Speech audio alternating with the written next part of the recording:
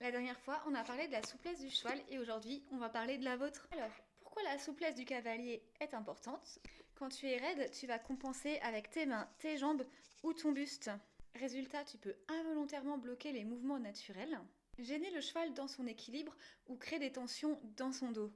Alors, même avec la meilleure technique, un cavalier qui est crispé peut provoquer des douleurs à son cheval. Ensuite, ça semble évident, mais c'est aussi pour ton propre corps.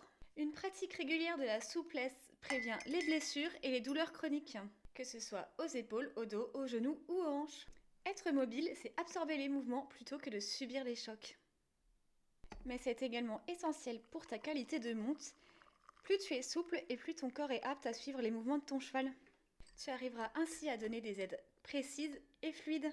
Comme ça, tu deviens presque une extension de ton cheval, j'arriverai jamais à dire ce mot, plutôt qu'un poids mort. Et le dernier point, ça va être pour ta performance globale.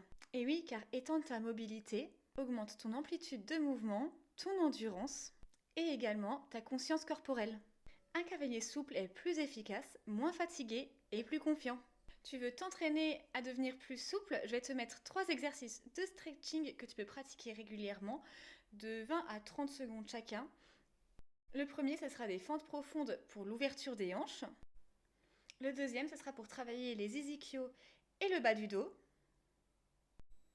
Et en troisième, on va travailler l'ouverture du haut du corps.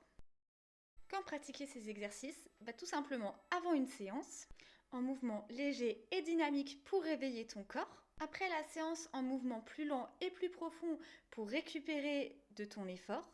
Et au niveau de la régularité, on sera sur 5 à 10 minutes par jour et ça suffira pour entretenir ta souplesse. Il y a quand même des petites recommandations à suivre et je vais te les donner tout de suite. On ne force jamais sur une blessure ou une douleur aiguë. On respecte toujours son corps et ses limites. Si ton corps te dit qu'il n'arrive pas, c'est pas grave. Tu refais l'exercice et tu verras que petit à petit, au fil du temps, plus tu vas pratiquer et plus l'exercice va devenir simple et plus tu arriveras à aller loin. Par exemple, si tu veux toucher la pointe de tes pieds et que tu sens que ça bloque, ça sert à rien de forcer pour atteindre le sol. Descends jusque là où tu peux, prends une pause, remonte, souffle bien, respire correctement et petit à petit, au fil des séances, tu réussiras à atteindre le sol.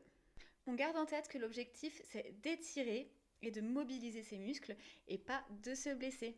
Tu l'auras compris, entretenir sa souplesse, c'est pas un luxe, c'est un outil qui permet de protéger ton cheval et toi-même. Plus tu vas t'entretenir et plus tu vas devenir léger, harmonieux et avoir des aides précises en selle. Et entre nous, ton cheval te remerciera.